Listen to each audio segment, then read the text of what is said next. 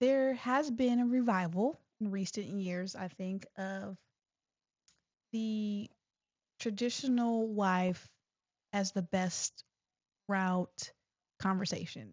And not just traditional wife, I should say traditional mother. So the idea that to really get the value of family back, a mom needs to be home with her children, not working outside the home. There's been more conversations around submission again. And I think it's honestly a source of guilt for some people who believe that to be true, but their lives are not set up in such a way where that's even feasible, Can right? be They true. need two incomes or Right. they've got a spouse that died or a spouse that left or a spouse that's disabled. And then it becomes sort of this tension where people doing their best just feel like they're never doing enough. And so I'm wondering where you are in that conversation. So that saying, comparison is the thief of joy, Mm, right? That's how I feel about the conversation. mm, Honestly, if society, what they do is they want women to almost pit themselves against each other and mm. compare themselves to each other. And where does that get us, right? At the end of the day, I cannot concern myself with what society feels is right when God called me to the lane that he called me to.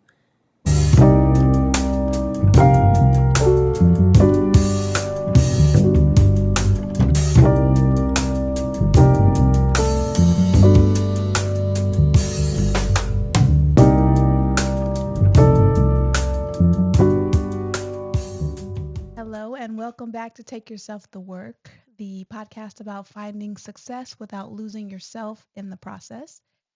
We have today a fantastic guest. She is in the publishing field and she is helping women tell their stories, not just women, but people tell their stories and get their experience out to the world in a way that can enrich others. And so we're so excited to have with us today Juanita Woodson. Juanita, thank you for joining us. Yes, thank you for having me. Excited to be here. Yeah, and the longer we do the podcast, the more exciting it is to see people find us just from our shorts and our other content. And I'm really excited that you were able to find us. Yes. Now, I know you're in the publishing space, but I am aware that you have not always been doing this. Do you mind telling us a little bit about how you came to publishing on your journey? Yes. Whew. I feel like it's been so long since I got into publishing. So my first book, Don't Go That Way, Protect Your Purpose, I published back in 2017. Um, and that journey was just me self-publishing, going through the process all by myself. If you are aware of that self-publishing process, what that entails. So then as time went on, I moved to Conyers, Georgia, right at the start of COVID. And I had people that were asking me, what was your journey like to publishing a book? What was the process like for you? Because, of course, once you publish a book, you have people who are interested in possibly publishing their own book.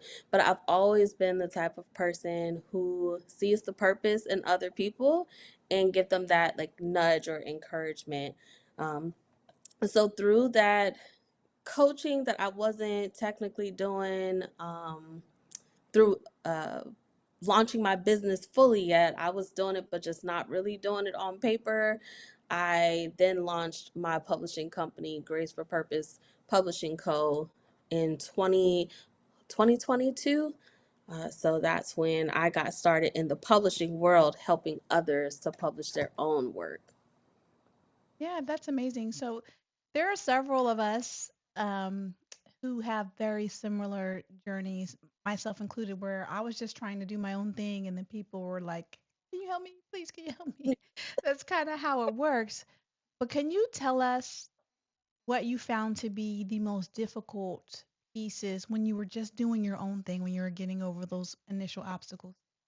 Yes. So writing for me, I've always had a love for writing. That part isn't hard for me, right? But the marketing is the part that was probably the most difficult part. And the reason I say that is because after the hype of the initial release of the book dies down, if you want to be successful as an author, you still have to promote your book, right? So I think for me, the marketing piece was different because publishing a book, putting a book out there, my own personal story, right, was even that part of it was complicated because I had to get past the fear of like being okay with telling my story using my voice. It's one thing to write it on paper, but to get out there, get on videos, podcasts like yours, and have to look at people and tell my story, that part of it was probably the most difficult part. But once I got over the imposter syndrome, the weight of marketing started to fall off slowly, a little bit at a time. I love that you said that. I think that is the part, particularly for people who are creatives, and I find authors to be in that bucket. Like they want to create something, it's a passion project. They want to do the thing, but they don't want to be salesy. They're not necessarily business people or entrepreneurs in their mind. But if you own a book, you're an entrepreneur now. Yes, if you want it to be more than a hobby, right? So I ask people that question: Are you writing a book because you just want it to be a hobby, or are Mm, you wanting to really see growth and impact with your book? As far as you want to see a return on your investment, and you want to see the different streams of income that can come from writing and publishing a book. Because some people just want to write and keep it moving. exactly. And in that case, you need to probably go traditional publishing or just have it as a giveaway for your friends and family because no one's going to be able to find you. And I was looking at some of the works, not just the ones that you've helped other people get to market, but your own works. So can you tell us a little bit about one of your more recent works for mothers and how that came about? Because I'm imagining you're very busy coaching and helping along these other authors. How did you work in a new project for yourself?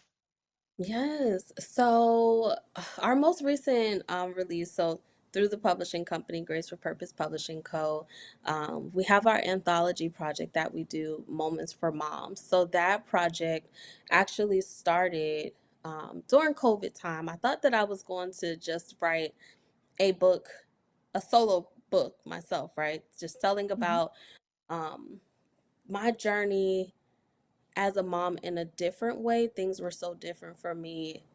I lost a sense of my community when I moved to Georgia because all of my friends and family are up north, so Virginia, Pennsylvania. So, it's just we're here in Georgia. There's really no community for us here. So that book project, that collaboration project, that was used as an opportunity because if I feel that way, think about how many other moms felt that too, right? They don't have a sense of community. But we can build community, but you can also share your story too. And if you follow the marketing that we have, you can also create an additional stream of income and a lasting legacy for your family too. So the most recent release that we have is Moments for Moms Volume 4. But I did release a project in, I want to say, before that, Own Your Impact. So I released that project before Moments for Moms Volume 4, because when you're working with Yeah, a anthology, it's really hard to like you need all attention on that particular project. I wanted to get to that anyway, Own Your Impact, which feels to me to be a book that sort of synthesizes a lot of the pieces of coaching that you do one on one and packs it together in a way where the reader can chart their own path, figure out what they want to publish, why, who their audience is, how to keep them. So it's basically your coaching plan kind of condensed down into a book. What made you do that? Yes. So I knew it was time for me to do another solo book because I had just been doing the collaboration books, which I absolutely love them. But it was what is the best way for me to say this? I think that it was necessary for me to step into the authority space, right? As an author, as a coach, as a professional, and overcoming once again that imposter syndrome, overcoming the imposter syndrome that tries to say that you aren't qualified to share those tips and tools that you've learned along the way to help other people. So once I overcame that, I said I need to put this in a book. I'm owning my impact, so I want to be able to help others to do the same. Here is a book that is taking you through little snippets of my journey, things that I had to overcome, letting you know some of the things that I have done along the way to continue to grow as an author, an entrepreneur, and a professional. Yeah, so uh, to piggyback off of that, what you said about growing as a professional, what were you doing before you started publishing books? All the things. I feel like Tell I've us, we always want to know. done so many things, right? So before I started to publish, before I where do I start? So I worked as a catering sales manager. Feel like I've done so many things that actually tie into all the things that I do now. A catering sales manager. Was also a sales administration manager for a timeshare resort, right? So all of the admin tools, right? The event coordinator tools that came from being a catering sales director. I also worked multiple different retail jobs, right?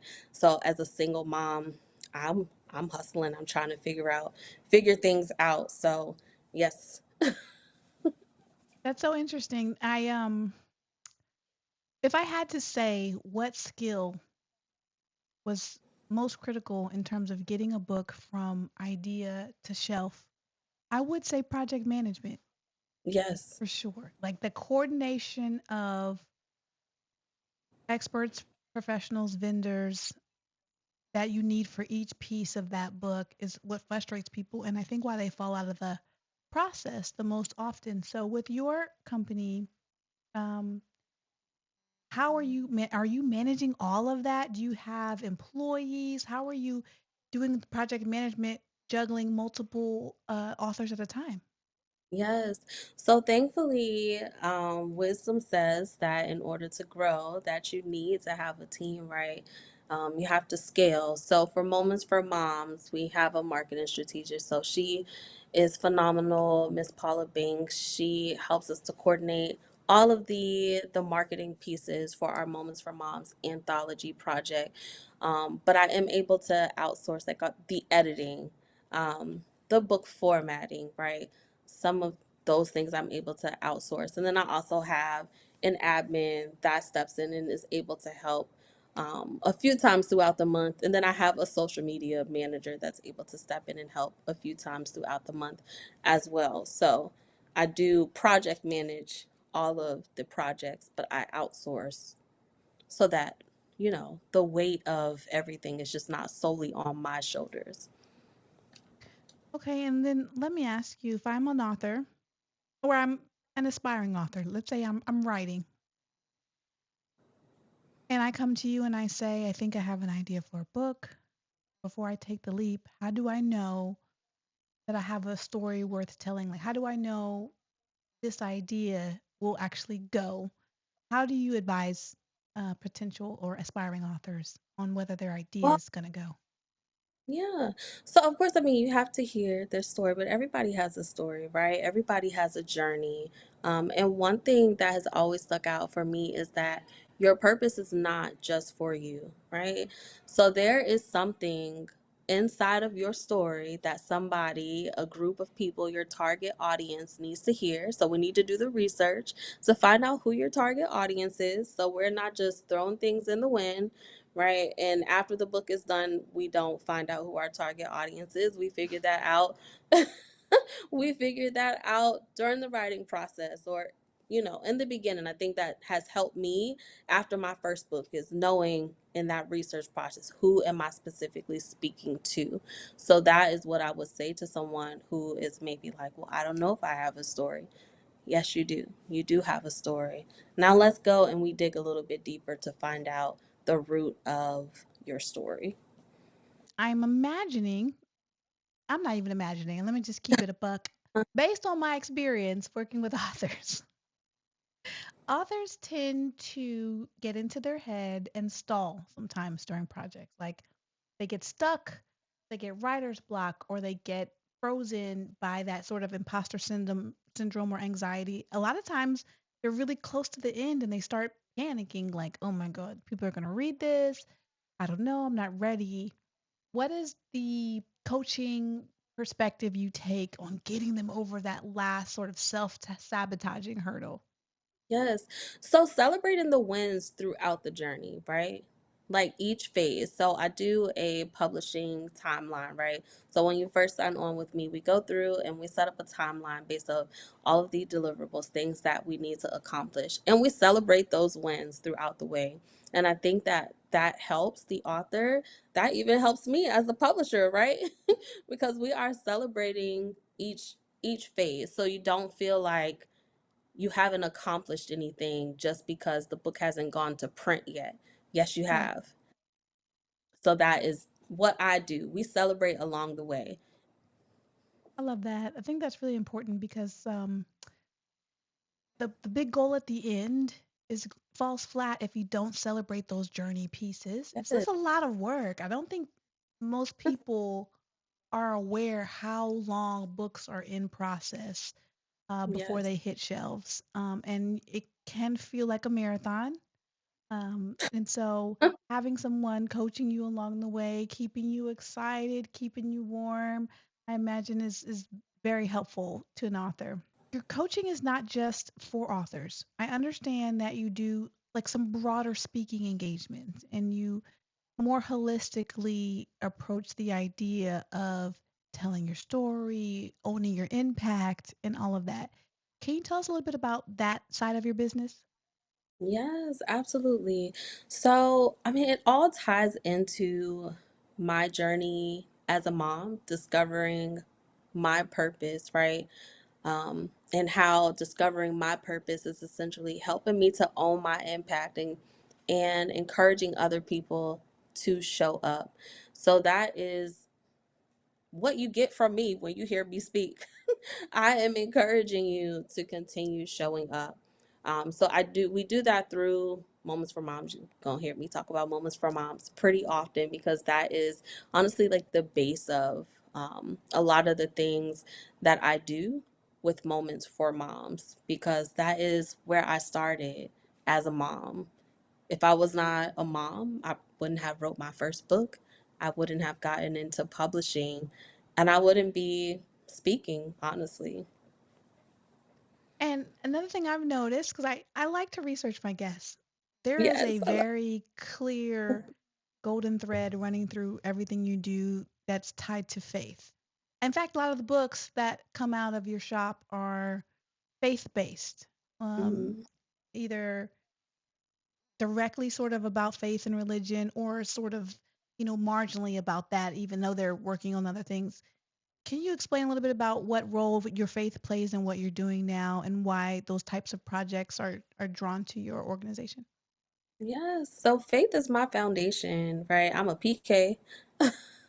Shut up, I'm a me PK. too. I love that. But that does not mean I didn't stumble and fall and have my son right out of high school. Right, my son, he just turned 18.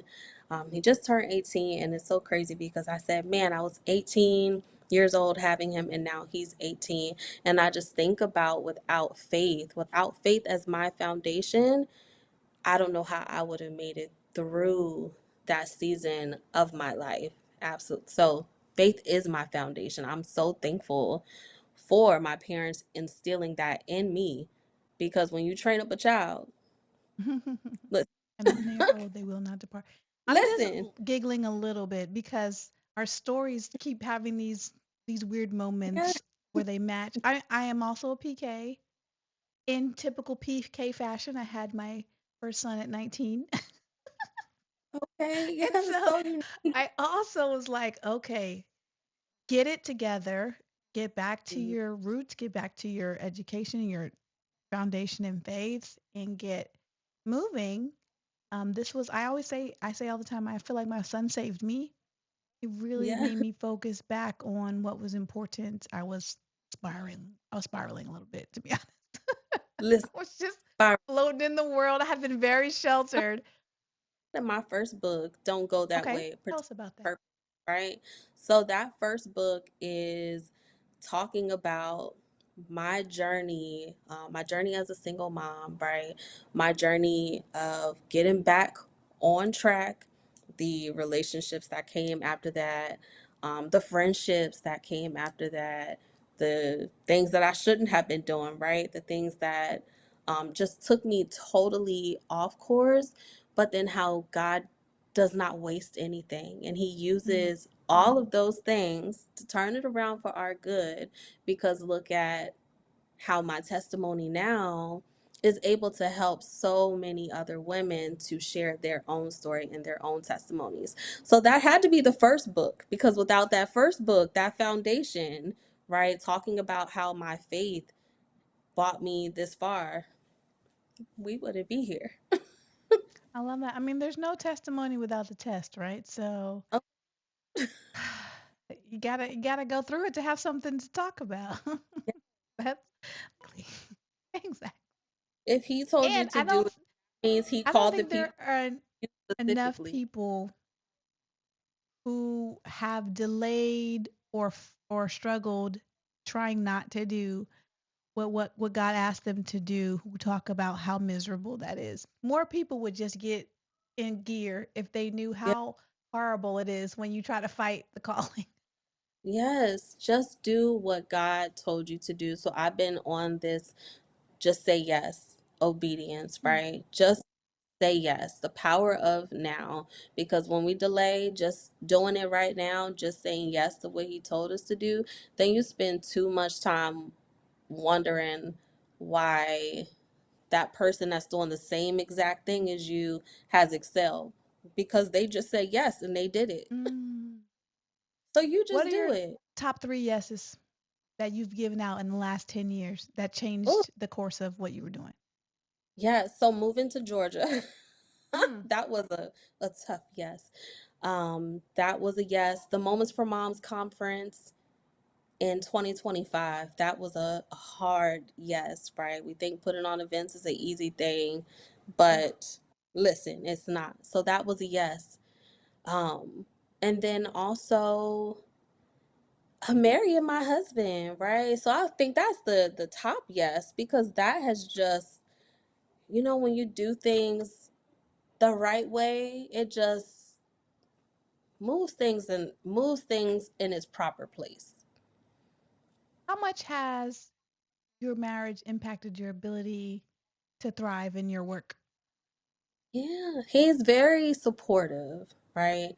He is my biggest support system. I say, "Hey babe, I want to do a conference late at night." What? Okay, let's do it. You know what I Oh, mean? okay. So Yes, from him too.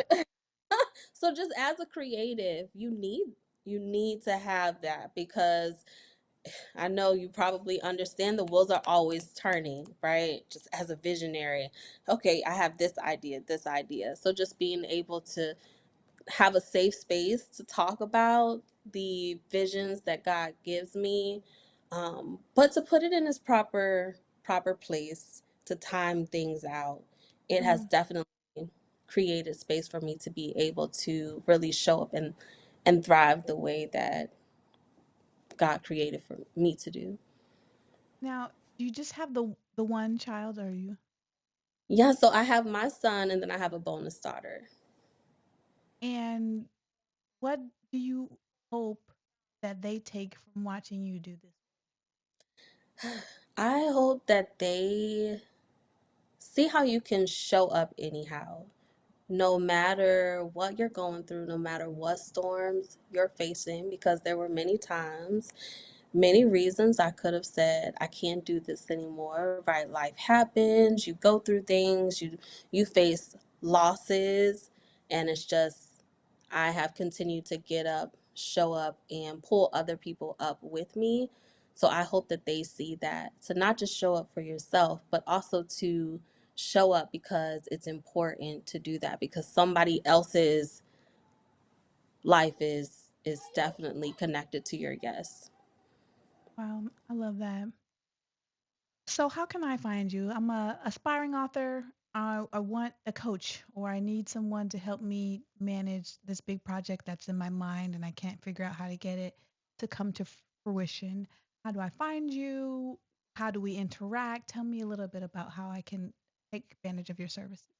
Yes, absolutely. So you can connect with me on social media, of course.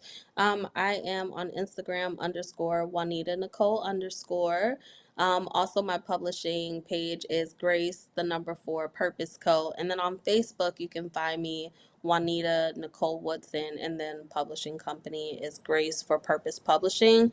And then, of course, the website, right? Because social media can crash. You can find me on the website, www.grace, the number four, purposeco.com. And before I let you go, I need to know what's next. What's next from Grace for Purpose? Is there a project that we need to be looking out for? Are you moving in any new directions? Yes. So I have not. Well, let's say it's safe for me to announce it. So we have our conference coming up. So the conference is Moments for Moms Legacy Unlocked. So I am working on my next solo book, Legacy Unlocked, a mother's guide to protecting her purpose. So that is my next solo project. And then we do have Moments for Moms Volume 5 that we are working on releasing in the Your fifth fall. volume? Yes, 5. Oh, So I'm excited about that. that's amazing. And I mean, I don't know if you, I don't want to make you give away anything you can't give away yet, or I don't want to create spoilers. But when you say protecting your purpose, can you throw us a bone? What are kind of the influences that a mom would have to protect their purpose from? Yes, balance, right? Balance and boundaries. Knowing when to say yes and when to say no. Those are definitely major things. And who needs to be in your corner? So, Mm. those are definitely some of the things that I'll throw out there, but you got to get the book. But you have to buy the book. So, and actually, you have to wait for it. So now we know where we can follow you, where we can become a part of your community, and we can wait for the next work. I love that you said you're on volume 5. Now I understood that there was Moments for Moms. I did not know that you were on the 5th edition of this anthology. So that's a lot of women getting their stories out there. That's beautiful. Yes, absolutely. Congratulations. Thank you so much. And it's amazing because some of the women in the book, they go on and they publish books after that. So we have one of my authors, Dr. Tiffany, she's getting ready to release her book. We Say she published that under Grace for Purpose Publishing Co. Right, so it just ignites that fire in them being a part of that anthology project. Okay, I did this, so now I can go and write my own. So yes, So you do both self-publishing tracks and allow your imprint to be used for certain projects. yes, yes, ma'am. Okay, and what kind of project meets the threshold for being a part of Grace for Purpose Publishing? So faith-based projects, definitely faith-based self-help authority books. And then it's teeter along the lines of children's books, but I am offsetting that to one of my ladies and Moments for Moms who's actually launched her own publishing imprint, Eon Books. So, it just keeps growing that legacy. So yes. Birdhouse Publishing publishes everything. We're all the way across the sphere. We do not really niche down. Yeah. Only thread that runs through is anything that we publish has to build social emotional coping, help develop empathy, right? And we like diverse, new, fresh voices. And then, of course, our entire top to bottom group of employees and vendors and partners, they're all Black, Indigenous, or people of color, or disabled. So we try to move into a space for people who are typically boxed out of publishing. Yeah. And I see some similarities in who is getting their voice out there with your work. So I really want to applaud you for filling that gap in Thank literature. you. It is there, it still exists.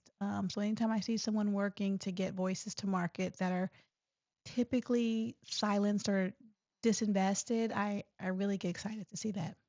Yes, absolutely. I appreciate that. And the work that you're doing too is necessary. So applaud to you too. Thank you so much. Well, I've come to the end of my interview questions, but is there anything you wish I had asked you that we didn't get around to? Oh, I don't think so. This was an amazing interview. I love it. Good. No, I don't think there's anything. No. And I think just the dialogue, I love the similarities that we have too, right? Being a PK. Whenever I find that similarity, I'm like, you get it. It's interesting. There are a couple of lives that I put in special buckets. Military kids get in a special bucket with me. That life is so unique. And Mm, PKs, we have our own upbringing. It's like you meet one, you immediately click with each other because you know what that was like. Then every once in a while, you find a PK who was also military, and God bless them. That's crazy. Uh, but okay, thank you so much for hanging out with us today. We will be sure to send folk your way to check you out, particularly those who are self doubting and getting frozen by that imposter syndrome. We hope your coaching can unlock their potential and their purpose. And so we'll be yes. shooting them your way. Thank you so much. Thank you for having me.